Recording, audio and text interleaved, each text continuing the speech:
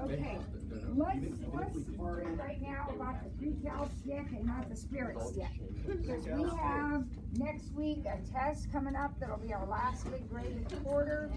And while quarter grades aren't like super important, it does help you to accumulate a good semester grade if you have a good quarter grade. So, especially if you are a bad exam taker, you want to build that quarter grade up as high as you can. So let's see if we can do really well on this test.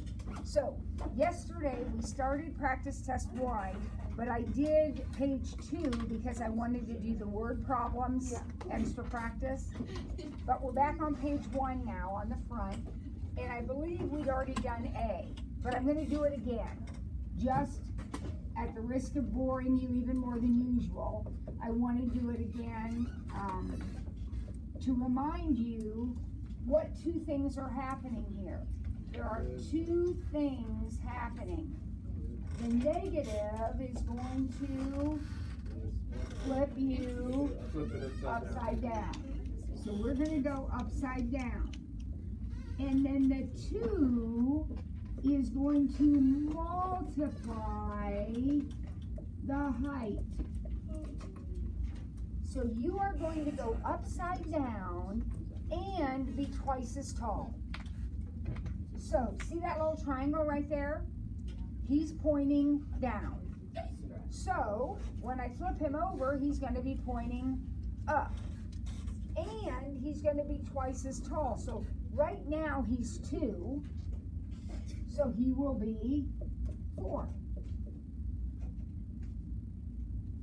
Does that make sense to everybody? Yes. The triangle went upside down and is 2 times as tall as he was. Now, see the trapezoid? He's up. So he's going to come down because I'm flipping him upside down. And he was also 2 tall. So now he's going to be 4.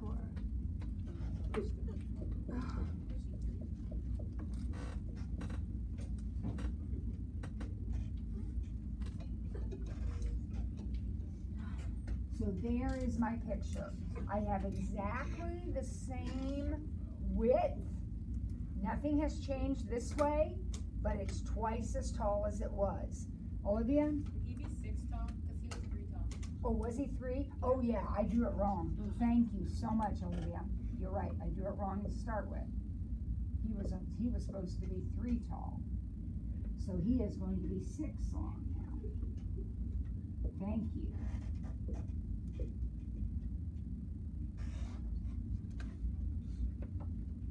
Thank you, thank you. Now pay attention to what the original is.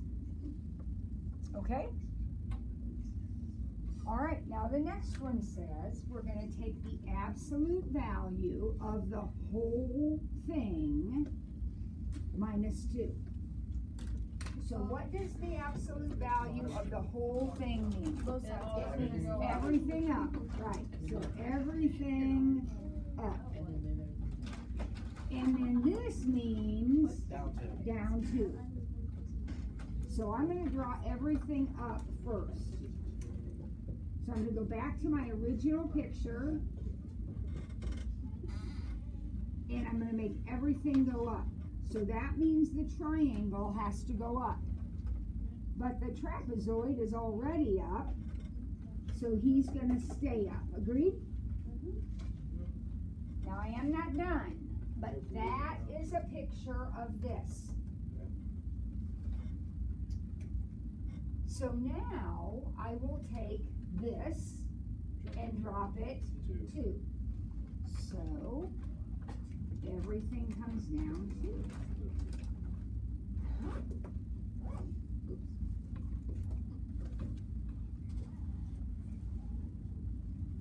And the purple, or whatever color that is the answer to the question.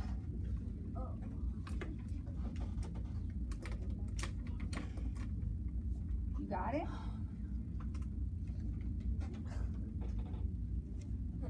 Okay, what's next? C. So we hear shouts from the crowd that this problem is going to flip across the y-axis. So in other words, it's a sideways flip. And it's going to go up one. So let's do that sideways flip first. That means that go back to the original, whatever was on the left is now going to be on the right. So my triangle is going to be over here. And then my trapezoid is going to be over here.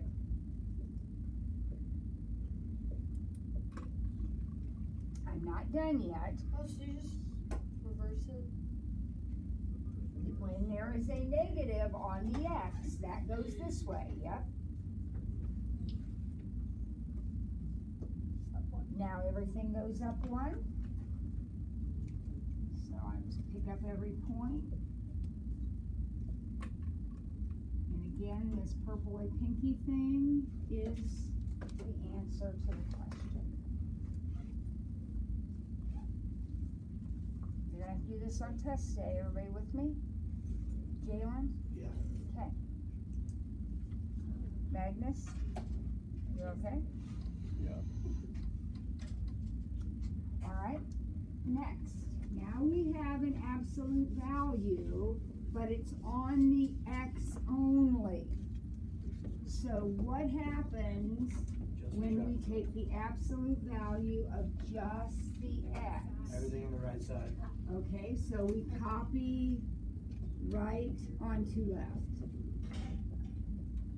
Now, you still draw, it doesn't matter. You draw whatever's over here, you draw. Doesn't matter if it's positive, negative, up, down, doesn't matter. You draw it exactly as it is. Then you copy it onto the other side. So sometimes I think when I write stuff like this, that's not the whole, you gotta understand, you still draw the right side and then copy that over. So you should have stuff on both sides. Some of you just drew over here. You need both sides. Draw the right side and then redraw it on the left side. And that's it. There's nothing else happening, so we're done. Everybody good with that one?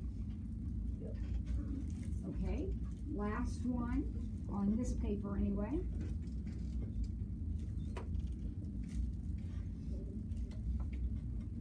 What does this number hook to the x do? Does it Makes it stretch out. It actually divides the width. This number, remember, is a divider.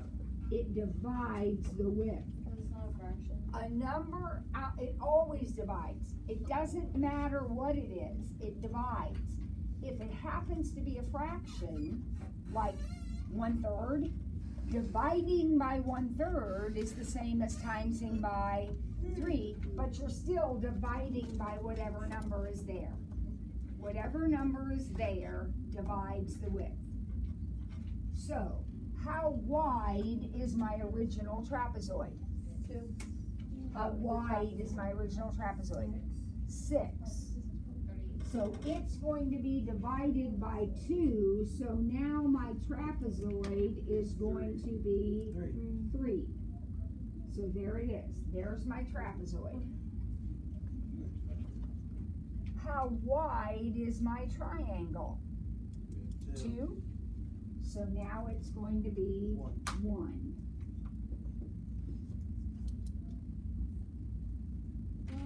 So I have the same picture, but everything is half as wide as it was.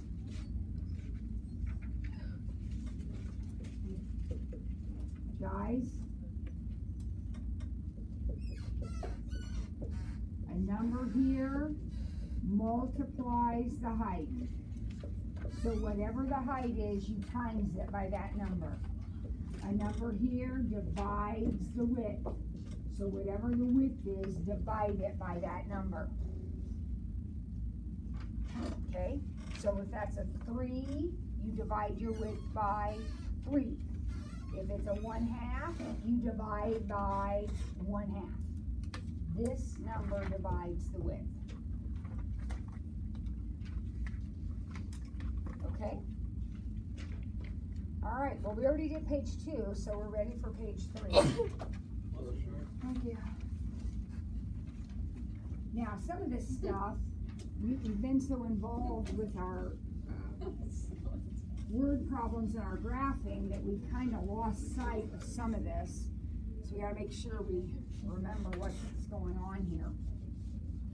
Does anybody remember what we mean when we say, find a direct algebraic relationship between x equals 4 plus t and y equals 2t minus 3? Anybody remember what we need to do there? What? Well, we can either substitute or we can eliminate.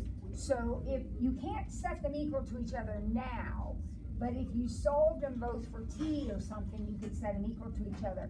We had the idea last time, remember when we started all this? Somebody said elimination was easy, and it'll work. It'll work. So this one's kind of backwards. So I'm going to turn that one around and make it t plus 4. And then how would I eliminate the t's? Because that's what, yeah, what has to be eliminated is the t's. So I'm going to multiply this one by -2. So I have -2x equals -2t minus 8.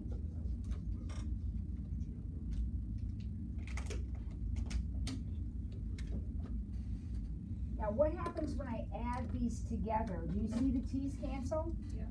That's the point. So what's over here? Don't add those, you can't. So it's -2x plus y. Adam? And what do we have here? And there is your direct algebraic relationship. Right there. Perfect. There's nothing wrong with it. It's an equation that has x's and y's only. Oh, so you don't get y. You can. It wouldn't be wrong if you did that, but you do not have to.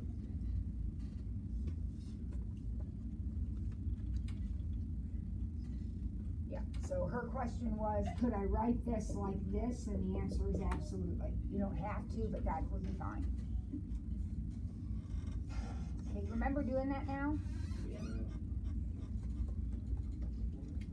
If f of x equals 2x minus 4, f of x equals 2x minus 4, and g of x equals 1/2 x plus 4, are they inverses? Why or why not? This is a great question. Who remembers what it means to be inverses? You flip the ordered pairs. So in other words, remember this is y equals 2x minus 4, right? Yeah. So that's this first equation right here. So let's pick any number you want. Emma, let's pick 18 because today's a special day for you, right? So we'll pick 18. If I let x be 18, what is y going to turn out to be? 2 times 18 minus 4, 32.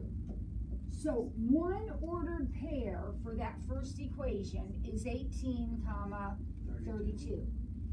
If this is an inverse, then if I put 32 in, what do I need to get? 18. So do I.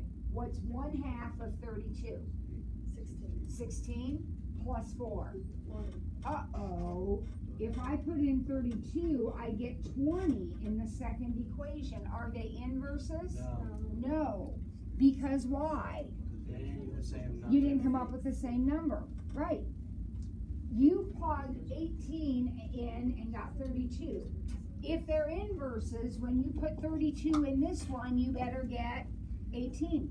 We didn't, so they aren't inverses. How do you explain why or when you just chose that? Yeah, and you say, when I plugged in 18, I got 32, but when I plugged in 32 and did the second one, I didn't get my 18 back again. Was there anything special about the number 18, or could we have picked any number to do Any this? number. Any number. Obviously, if you picked any number, you would not get 32, you would get something different, and then you would plug that in and get the original number back again. All right, kids, are we hanging in there? Are we remembering that? Inverses are flips of each other. All right, number 8. Switch the Y and the X. Okay, so first thing I might do is rewrite my problem as y equals instead of f of x. So here's the original problem. Shouts from the gallery said, switch your variables, and that is exactly right. That's how we do inverses, right? Yep. Now we want to get y by itself, so we'll multiply the 4 over.